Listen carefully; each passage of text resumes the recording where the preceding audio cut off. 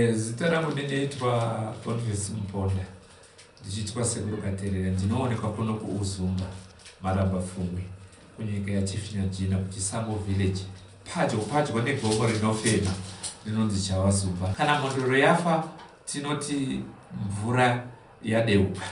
Ndo yatinotsanangura pachishona. Kana mhondoro yafa, zvinoreva kuti mvura yadeuka. Saka toda kuti iyo mhondoro tinodziti tsukwa kubva pasi chigare. Pane atinoti magobwe. Vana ava vane mawigirwo akasiyana, asi zvakuenda marenge nemadzinza emhondoro iyi. Tinoti kana mhondoro yechikadzi tinoite amvura. Imhondoro yechikadzi zvakafanana nemhondoro yamuri kutsanangura kuti yakashayika ndeyechikadzi, tinoti ndamvura. Toda kuti kana mhondoro yafa, pane mawigirwo, uye zvinogona kutora nguva kuti vanhu vazive kuti mhondoro yafa. Tinoti mudzimu waparura pachishona, ndozvatinoita. Zvinogona kutora nguva zvisina kuzikana, uye vanhu ava vane mavigirwo avo avanoita. Avangovigwa marenge nekuti zuva rakacheka nyika. Kazhinji kacho vanhu vakadai vanovigwa mayamba kwedza sezvinoita madzimambo, vanoburiswa mumba mamba kwedza. Asi toda kuti titsanangure kuti vanhu vakadai vane nzvimbo dzinoyera dzavanovigwa. Vamwe vanovigwa mumapako, muye mapako, tongoti ringori bako, asi kwete bako rese rese. Maringe nenzvimbo inenge yakatenderwa nemhepo iyoyo kuti ndo icharadzikwa munhu iyeyo, ndo pachawigwa. Uye vamwe vanovigwa muninga. Pane ninga zvakafanana nemadzimambo. Madzimambo anovigwa muninga dziya. Asi toda kuti titsanangure kuti hatingoti pane vamwe vanogona kuti nhasi tirikuda kunovigwa muninga. Toda kuti tinyatsotaura veruzhinji vanyatsounzwisisa. Ninga hachisi chinhu chinogara chakashama, nzvimbo iye inovigwa madzimambo kana ivo vanhu vemhondoro vatiri kureva tsukwa. Zvinotouchirwa zvoitwa netembo. Iro rega kana iri ninga inotozaruka yega. Ninga uziva kuti ninga yazaruka. Akauya munhu asingazivi, asiri werudzi irorwo, asiri wedzinza iroro, ninga iyo haizaruki. Saka inobva yazaruka. Saka vane mawigirwo avanoita. Havangovigwi vana ava vaende vari mumabhokisi sezvikuitwa yezvinezvi. Patsika nemagariro echishona, vanhu vakadai kana vafa vanoenda vari mudewe. Rira tinoti dewe remombe. Asi haringowo dewe rese rese. Panewe dewe dema ndiro ravanoendeswa, uye vane magadzirwo avanoita. Kuna vamwe vanoti vatofa vanobviswa mazino, anoenda asina kana mazino. Mazino yaanongochoroka haanetse, zvokuti anongochoroka kubva otowigwa asina mazino, akutoenda munzvimbo dzavanowigwa. Toti vanhu ava vanenge vane nzvimbo yavo yavanenge vakagadzirirwa yokuti pane zvimwe zvinhu zvinoyera zvinopinda mukati imomo, zvakafanana nehari, zvakafanana nemabakatwa kana makano. Nzvimbo izvozvo zvinowanoenda nazvo, zvinoyereswa. Neyatinoti nhope iyeye, vanhu ivava vanoenda nenhope. Vanhu vazhinji vakada kuziva kuti icho chimbori nhope chimbori chii. Nhope tinoreva kuti munhu kana achidya mhunga, panogadzirwa mapota rinokuyiwa, roiswa mukadende. Raiswa mukadende, iroro ndo rinozoshuma nhope yekuti yanonondigirikina kuvakuru, yanonoshuma kuvakuru. Pozoita ratinoti bikiro. Bikiro iri hariiswe mundiro, rinoiswa pachiyereswa chemiti yenzvimbo iyoyo. Vamwe vanoiswa kana kuchiyera mushenje uye vanoisa bikiro pamushenje.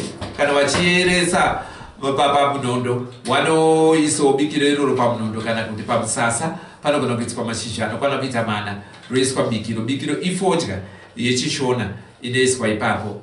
Saka ndo maradzirwo anoita vanhu ivava. Tiri kutaura kuti munhu anofa kwenyama, mweya haufi. Saka vanenge vane iye yatinotsanangura kuti toti rudzoka, kana kuti rudzoka, kana kuti kazhinji kacho toti rudzoka. kana kuti chiyereswa chechi kuti munhu nhasi akafa akapondwa anomuka ngozi munhu iyeyo, zvichireva kuti pfuta, tiri kureva kuti pfuta. Vanhu havakadya pfuta dzavakadya, uye handiwo vega vanenge vatanga kudya pfuta idzodzo. Pfuta idzi dzinenge dzakatodyiwa nevamwe vakuru kwavari vakadya pfuta idzodzo. Saka pfuta iyoyo inoita kuti asagone kuora kana kudi, kana kudyiwa nechimwe chinhu. Kunogona kutora makore 100 akadaro asingaburitse, kana kuti munhu aora, kana kuti munhu adi, achiita songe munhu afa nhasi. Pfuta dzedze ndo dzinenge dzichitaura. Tinoda kuti titaure kuti veruzhinji vazive kuti icho chinombodzi pfuta checho chimbori chii. Pfuta ndo imwe chete, asi pane mushonga unopinda mukati mepfuta. Mushonga iye unopinda mukati mepfuta, munoona kuti vamwe vanoisa makoma emvura. Vazhinji vanga vasingazivi kuti mvura dzine makoma adzo. Anogona kuisa koma remvura nezvimwe zvakadaro, chatochiereswawo chawo. Masaka pfuta idzo dzinoiswa zvakasiyana siyana, zvemadzinzi akasiyana siyana. Uye vanhu ivava vatoti vakafanana nemhondoro, nhasi mukuchengetedzwa kwake vana anasawira wavo. Vanhu ivava vana asawira wavo kazhinji nyangwe pane verudzi ndo vanenge vari pamwe chete vachiita basa rokuzowigwa kwake nevakwegura. Kana chireva vakwegura, tinoreva kuti vanhukadzi vakura vasaende kana kunguva, kana kuvanhurume vakura. Kazhinji panzvimbo dzakadai dzinenge dzingatombodikana kuti munhu wechidiki kana ari kuyamwisa, kana asati awana imba, kuti ave panzvimbo idzodzo mukuudzama kwevava kana mukuchengetwa kwevava. Ndo zvinhu zvinoitwa. Toda kuti pakadai vanhu ava mukuradzikwa kwavo, pane mamwe marudzi doro harimo bikwi, panoitwa mabiko chete. Doro rinozotevera mushure, panoimbwa dzimbo dzechinyakare dzakasiyana dzinoimbwa. Panogona kuitwa madandanda, mbira nezvimwe zvakasiyana siyana, tichichinjika nyika yese napakati. Mitambo inenge ichiitwa, kana kuri nzvimbo inoitwa majukwa aya, vanoita majukwa ngoma idzodzo. Saka netsuri dziedze inonzi tsuri inogadzirwa neshenjere. Idzo shenjere dzacho chimbori chii chinomboitika kushenjere? Shenjere haisi tsanga, ine zviratidzo zvayo zvainoratidza. Kungadai kuri kuparura mhondoro, shenjere dzinooma. Kana kuti kuri kufa mambo, shenjere idzodzo dzinooma. Hadzingoome shenjere dziya. Saka ukaona dzaoma, kunoziva kuti vanhu vachiona dzichioma vanoziva kuti kuri kufa, kana kuri kuparura mhondoro, kana kufa mambo. Gombwe chairo rinogona kuita simba kupinda mhondoro. Mhondoro chairo inogona kuita simba kupinda gombwe. Atinoda kuti kana ari makombwe, vamwe vacho vanotobata mishonga. Toti kana tapinda kumhondoro, vanoshandisa reda tinoti bute riri ndorinoshandiswa mukurapa kana kuri kumhondoro. Havashandi, asi toda kuti titsanangure kuti pane dzimwe mhondoro dzine midzimu yemakombwe. Iri mhondoro pamunhu mumwe chete dzine midzimu yemakombwe yokuti mhondoro inogona kuichitoshandisa ichitoshandisa munhingiriki nemishonga, nokuti pane mudzimu uripo unenge uchishandisa mishonga.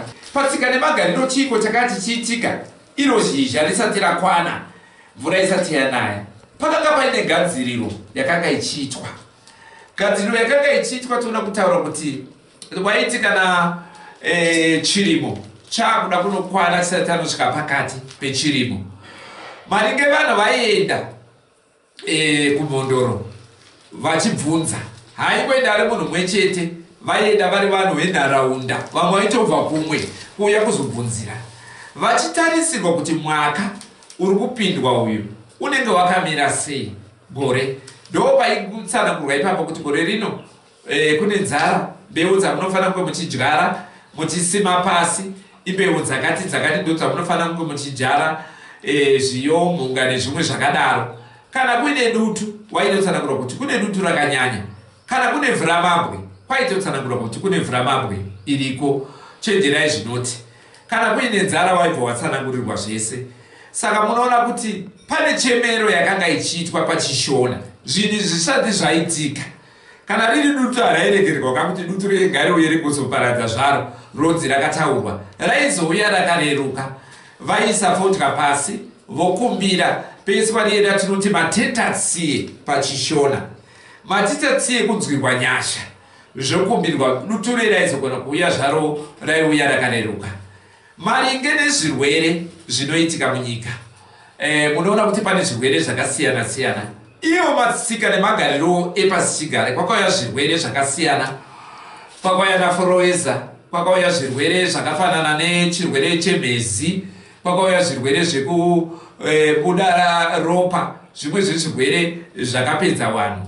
Saka zvaitokumbirirwa kuti kudziviridza paitotaurwa mishonga, kuti pane mishonga yakati inofanira kuti inge ichishandisa dzimhuri denda iroro risati rapararira nenyika, kuti zvikaite sekuti denda iroro rirege kupedza mhuri. Saka zvaikumbirirwa izvozvo zvichireruka. Nhasi kwaita mabopodza munyika. Mabopodza aye kwaita mafloods, amunoti mafloods pachirungu. Iyayo aikumbirirwa. Paitwa micheka michena. Micheka patanga pakumbirwa paita matita tsiyayo, paita micheka michena.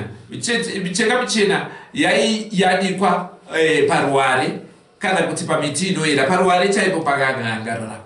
Saka kudzoka kwainenge ichiita kuoma kwainenge ichiita kuye zviri kureva kuti nedutu riri kudzoka rinozosvika risina simba rakanyanya.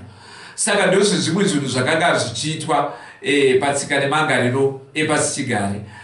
Asi iye zvino tinoona kuti tikatarisisa hatigoni, tinoona kuti hatiti chiwano chapera. Handiti muri kufamba muchiona nzvimbo dzakasiyana siyana chiwano chiriko, asi tinoona kuti pane zvimwe zvacho nhaka dziri kungoenda. Nhasi tafa, zvinoreva kuti nhaka iyoyo yarowa. Zvinofanira kunge zviri zvinhu zvinoitwa muzvinyorwa kana muzvivhitivhiti kana mune zvimwe zvinhu zvakakosha kana muzvinyorwa mumabhuku. Zvinhu izvozvo zvokuti vadiki vanoramba vachidzidza. Iye zvino nhasi tinogona kubvunza mwana kuti ambuya wako wanoerei? Anotaura kuti handichizivi ndaambuya chiti.